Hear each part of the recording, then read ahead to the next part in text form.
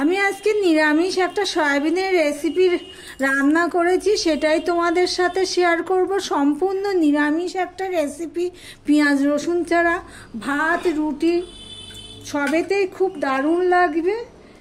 আমি যেই প্রসেসে রান্না করেছি ঠিক সেই প্রসেসে যদি রান্না করা যায় একেবারে স্বাদ মুখে লেগে থাকবে। যারা করনি তারা প্লিজ ট্রাই করো, তাহলে ভিডিওটি স্কিপ করো না, তাহলে কোনোটা বাদ পড়ে যাবে। ঠিক এইভাবে একবার রান্না করো প্লিজ। তাহলে রেসিপিতে যাওয়া যাক। নমস্কার, আপনারা দেখছেন কুকিং হাউস অফ অনিমা। আজকে আমি একটা সম্পূর্ণ নিরামিষ সয়াবিনের রেসিপি তোমাদের সাথে শেয়ার করব। তার জন্য দেখো সয়াবিনগুলো আমি ভিজিয়ে রেখেছি, প্রায় 30 মিনিট হবে। এবার এগুলো আমি এইভাবে কষলে কষলে ধুয়ে নেব, যাতে সমস্ত ফেনাগুলো চলে যায়। ঠিক এইভাবে চেপে চেপে জলটা ফেলে দিয়ে আবার আরেকটা পাত্রে জলের মধ্যে রাখছি।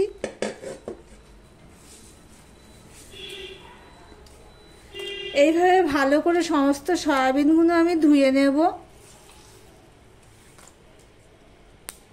দেখো একটা কড়াই বসিয়ে দিয়েছি, কড়াইটা ভালো মতো গরম হয়ে গেছে। এবার আমি এখানে সাদা তেল দিয়ে দিলাম 2 চামচের মতো।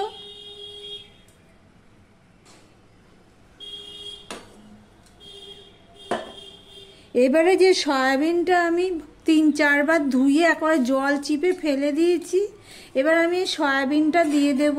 তার আগে কড়াইয়ের গায়ে আমি এইভাবে তেলটা লাগিয়ে নেব, মানে সয়াবিনটা লেগে যেতে পারে। দিয়ে সয়াবিনটা আমি দিয়ে দিচ্ছি।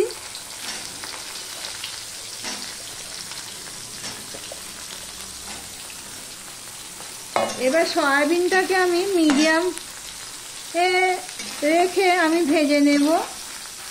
দেখো বন্ধুরা, সয়াবিনটা একটু বাদামি বা লালচে কালার হয়েছে। এবার আমি গ্যাসটা অফ করে দিয়ে একটা পাত্রে এগুলো তুলে নিচ্ছি। দেখো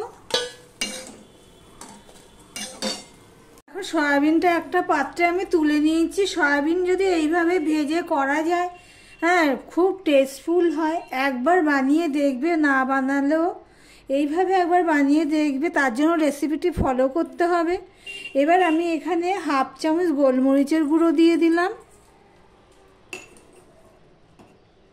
1/2 চামচ আমি দিয়ে দিলাম নুন। এবারে দেখো আমি গ্রিন চিলি সস দিয়ে দিচ্ছি 1 চামচ, 2 চামচ গ্রিন চিলি সস দিয়ে দিলাম। আর টমেটো সস দিয়ে দিচ্ছি 3 চামচ।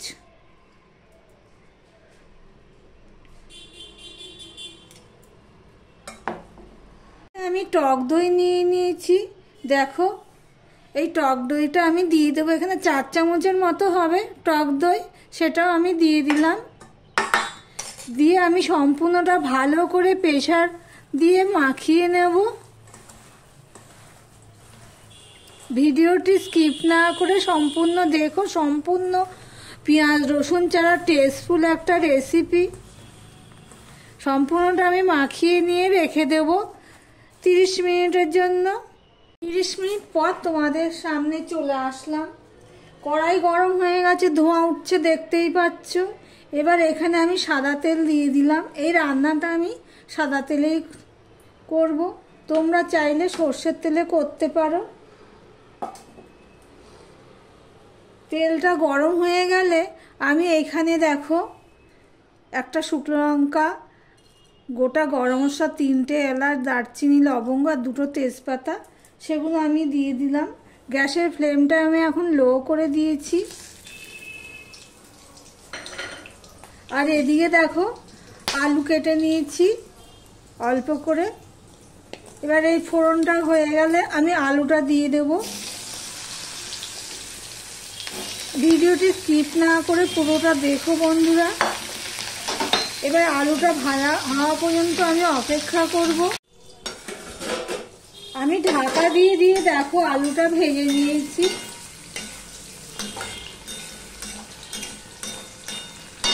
এবার এর মধ্যে দেখো কিছু মশলা অ্যাড করব। এখানে 1 চামচ লঙ্কার গুঁড়ো নিয়েছি, ঝাল লঙ্কার গুঁড়ো, আর 1 চামচ হলুদ গুঁড়ো, আর 1.5 চামচ ধনের গুঁড়ো, আর 1.5 চামচ জিরের গুঁড়ো আমি দিয়ে দিলাম। আর দিয়ে দিলাম এই আদাটুকু 1 চামচ, আর 1/2 চামচ আদা আমি দিয়ে দিলাম। মশলাটা কষাবো, এবার সম্পূর্ণটা আমি মিশিয়ে নিচ্ছি। যে মশলা কষানোর জন্য আমি আর জল দেবো না। এখানে দেখো এই রান্নাতে দইয়ের ব্যবহারটা একটু বেশিই লাগে। এখানে আমি 1 বাটি দই নিয়ে নিয়েছি, 5 গ্রামের একটু বেশি দই নিয়ে নিয়েছি, টক দই, সেটাও আমি দিয়ে দিলাম। মশলার সাথে আমি ভালো করে মিশিয়ে নিয়ে রান্না করে নেব। ঢাকা দিয়ে দিয়ে আমি মশলাটা প্রায় কষিয়ে নিয়েছি। এবার যে ম্যারিনেট করা সয়াবিনটা আমি দিয়ে দিলাম।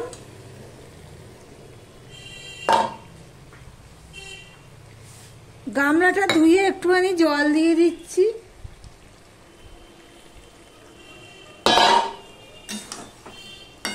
সম্পূর্ণটা মিশিয়ে কষাতে থাক বন্ধুরা।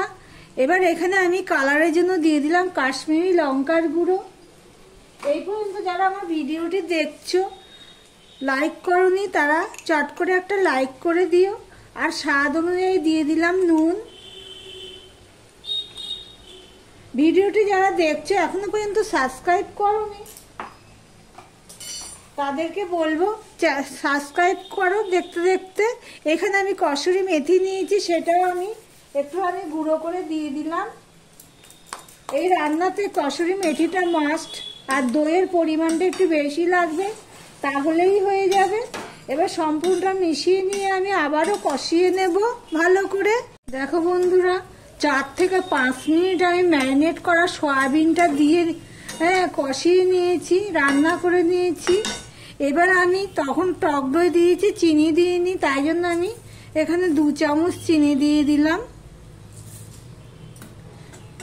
এবার সম্পূর্ণটা মিশিয়ে নিচ্ছি। দেখো বন্ধুরা,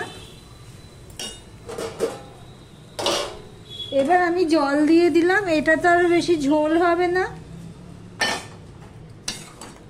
জলটা একটু বুঝে দিতে হবে, কেননা এখানে আলু সয়াবিন সবই সিদ্ধ হয়ে গেছে। এখানে আমার আরো একটু জল লাগবে, আমি আরো একটু জল দিয়ে দিলাম।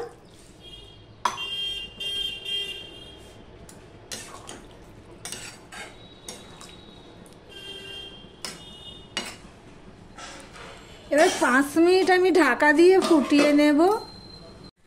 4 থেকে 5 মিনিট আমি মিডিয়াম টু লোতে দিয়ে আমি রান্না করে নিলাম জল দেওয়ার পরে।